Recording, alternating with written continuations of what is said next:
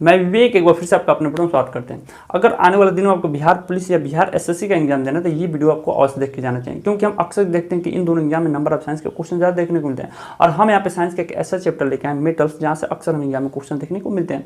Metals से जो exam point of view से मोस्ट इंपॉर्टेंट क्वेश्चन हो सकता था उसको हमने सेलेक्ट किया और उसका कुछ क्वेश्चन 20 क्वेश्चन हमने पहले वीडियो में बता रखा है। आइए हम देखते हैं कि 20 के बाद का क्या क्या क्वेश्चन एग्जाम में देखने को मिल सकता है और उसको हम कैसे बहुत आसानी से सॉल्व कर सकते हैं।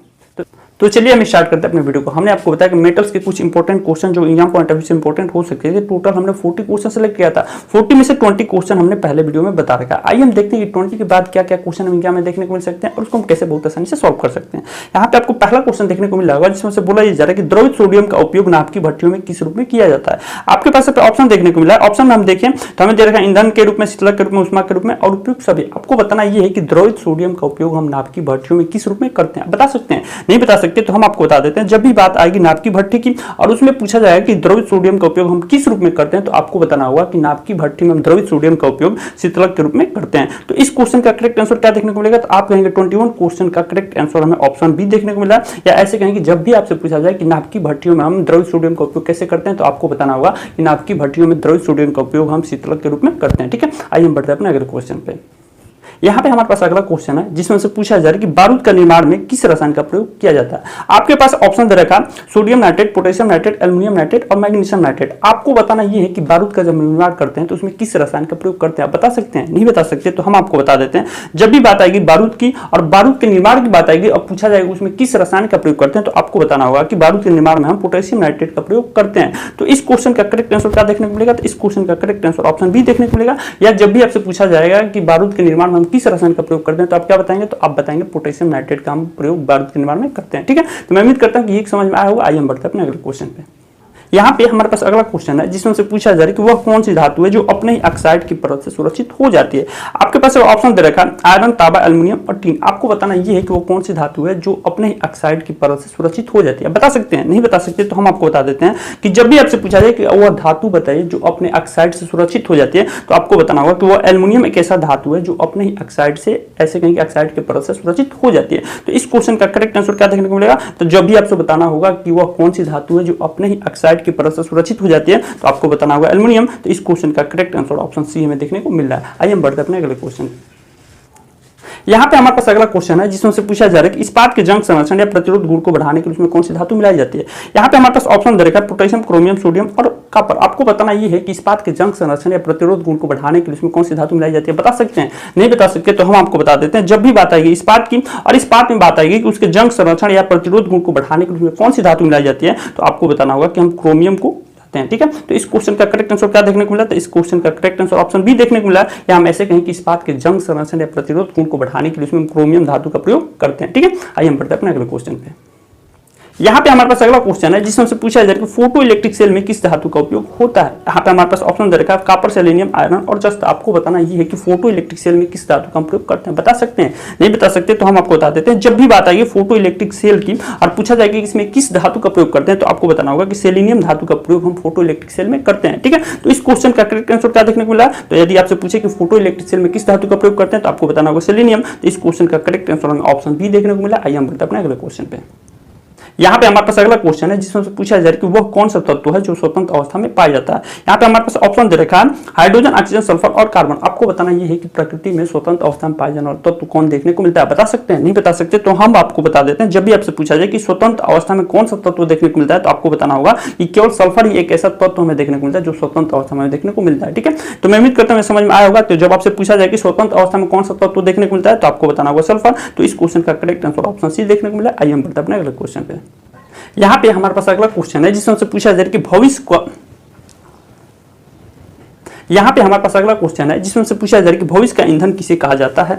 यहाँ पे हमारे पास ऑप्शन दे रखा है नाइट्रोजन, हाइड्रोजन, सोडियम और प्लेटिनम। आपको बताना ये है कि भविष्य में हम ईंधन के रूप में किस तत्वों को देखते हैं। बता सकते हैं? नहीं बता सकते तो हम आपको बता देते हैं। जब भी आपसे पूछा जाए कि भविष्य का ईंधन या भविष्य के ईंधन के रूप में हम किस तत्व को या किस पदार्थ को देखते हैं, तो आपको बताना होगा कि हम हाइड्रोजन को भविष्य के ईंधन के रूप में देखते हैं। ठीक है, तो इस क्वेश्चन का करेक्ट आंसर क्या देखने को मिला है? तो जब भी आपसे पूछा जाए कि भविष्य के ईंधन के रूप में हम किस तत्व को देखते हैं, तो आपको बताना होगा कि भविष्य के ईंधन के रूप में हम हाइड्रोजन को देखते हैं। तो इस क्वेश्चन का करेक्ट आंसर ऑप्शन देखने को मिला। आइए हम बढ़ते हैं अपने अगले क्वेश्चन पे।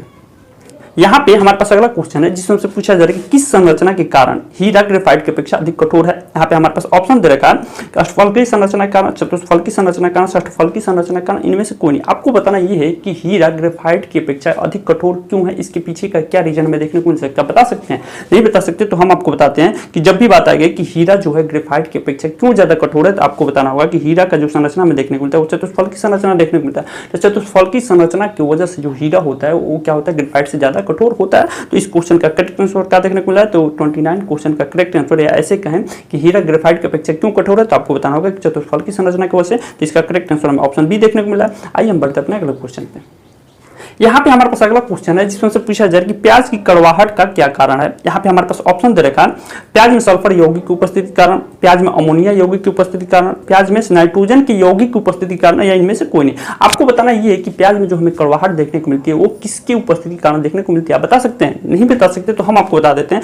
जब भी बात आएगी कि प्याज में कड़वाहट का क्या कारण देखने को मिलता है, तो आपको बताना होगा कि प्याज में हमें सल्फर देखने को मिलता है, तो प्याज में सल्फर की यौगिक की उपस्थिति के कारण प्याज में हमें कड़वाहट देखने को मिलता है। क्या क्वेश्चन है? क्वेश्चन हमें ये पूछ रहा है कि प्याज में कड़वाहट का क्या कारण देखने को मिल रहा है, तो आपको बताना होगा कि प्याज में सल्फर देखने को मिलता है, ऐसे कहें कि सल्फर की यौगिक की उपस्थिति के कारण प्याज में हमें कड़वाहट देखने को मिलता है। तो इस क्वेश्चन का करेक्ट आंसर क्या देखने को मिल रहा है, तो आपको बताना होगा कि इस क्वेश्चन का करेक्ट आंसर ऑप्शन ए देखने को मिला है। आइए हम बढ़ते अपने अगले क्वेश्चन पे। यहाँ पे हमारे पास अगला क्वेश्चन है जिसमें से पूछा जा रहा है कि यूरेनियम का मुख्य अयस्क क्या है। यहाँ पे हमारे पास ऑप्शन दे रखा है bauxite, iron pyrite, pitch blend और कार्बोनेट। आपको बताना ये है कि यूरेनियम का मुख्य अयस्क क्या देखने को मिलता है, बता सकते हैं?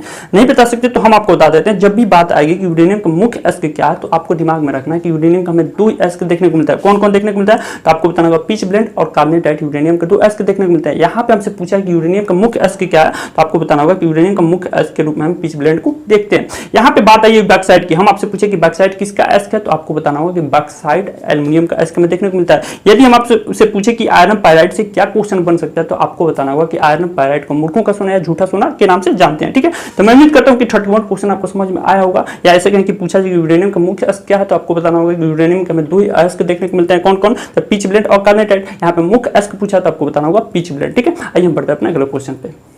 यहाँ पे हमारे पास अगला क्वेश्चन है जिसमें से पूछा जाए कि शल्य क्रिया में पट्टियों के रूप में किस रासायनिक पदार्थ का प्रयोग किया जाता है। ठीक है, यहाँ पे हमारे पास ऑप्शन दे रखा है sodium sulphate, calcium sulphate, potassium sulphate, इनमें से कोई नहीं। आपको बताना ये है कि शल्य क्रिया में पट्टियों के रूप में हम किस रासायनिक का प्रयोग करते हैं, बता सकते हैं? नहीं बता सकते तो हम आपको बता देते हैं कि जब भी आपसे पूछे कि शल्य क्रिया में पट्टियों के रूप में किस रसायन या किस पदार्थ का प्रयोग करते हैं, तो आपको बताना होगा कि हम कैल्शियम सल्फेट का प्रयोग वहां पे करते हैं। ठीक है, मैं उम्मीद करता हूँ समझ में आया हुआ। आइए हम बढ़ते अपने अगले क्वेश्चन पे।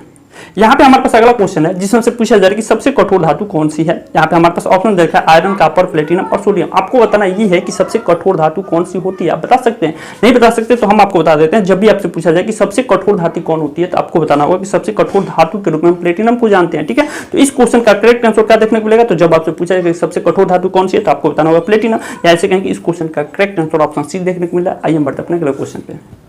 यहाँ पे हमारे पास अगला क्वेश्चन है जिसमें से पूछा जा रहा है कि मोबाइल फोन की बैटरी में किस धातु का प्रयोग किया जाता है। यहाँ पे हमारे पास ऑप्शन दे रखा है यूरेनियम, लिथियम, सोडियम और पोटेशियम। आपको बताना ये होगा कि मोबाइल फोन की बैटरी में हम किस धातु का प्रयोग करते हैं, बता सकते हैं?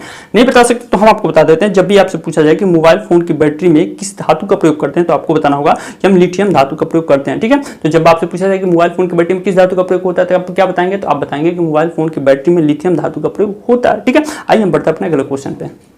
यहाँ पे हमारे पास अगला क्वेश्चन है जिसमें से पूछा जा रहा है कि क्विक लाइम का रासायनिक नाम क्या है। हमारे पास ऑप्शन दे रखा है calcium hydroxide, potassium hydroxide, calcium oxide और पोटेशियम ऑक्साइड। आपको बताना ये है कि क्विक लाइम का रासायनिक नाम क्या हमें देखने को मिलता है, बता सकते हैं? नहीं बता सकते तो हम आपको बता देते हैं। जब भी बात आएगी क्विक लाइम की और पूछा जाएगा इसका रासायनिक नाम क्या देखने को मिलता है, तो आपको बताना होगा कि क्विक लाइम का रासायनिक नाम कैल्शियम ऑक्साइड देखने को मिलता है। ठीक है, तो इस क्वेश्चन का करेक्ट आंसर ऑप्शन सी देखने को मिला, जिसमें से पूछा ये जा रहा है कि क्विक लाइम का रासायनिक नाम क्या है, तो आपको बताना होगा कि कैल्शियम ऑक्साइड को हम क्विक लाइम के नाम से जानते हैं। ठीक है, आइए बढ़ते अपने अगले क्वेश्चन पे।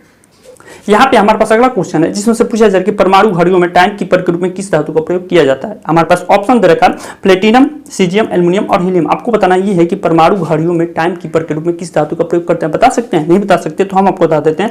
जब भी आपसे पूछा जाएगा कि परमाणु घड़ियों में टाइम कीपर के रूप में किस धातु का प्रयोग करते हैं, तो आपको बताना होगा कि सीजियम धातु का प्रयोग हम परमाणु घड़ियों में टाइम कीपर के रूप में करते हैं। तो इस क्वेश्चन का करेक्ट आंसर क्या देखने को मिलेगा, तो आपको बताना होगा कि 37 क्वेश्चन का करेक्ट आंसर में ऑप्शन बी देखने को मिला है, जिसमें से पूछा जा रहा है कि परमाणु घड़ियों में टाइम कीपर के रूप में किस धातु का प्रयोग करते हैं, तो इसको आंसर क्या होगा, तो सीजियम होगा। ठीक है, आइए हम बढ़ते हैं अपने अगले क्वेश्चन पे।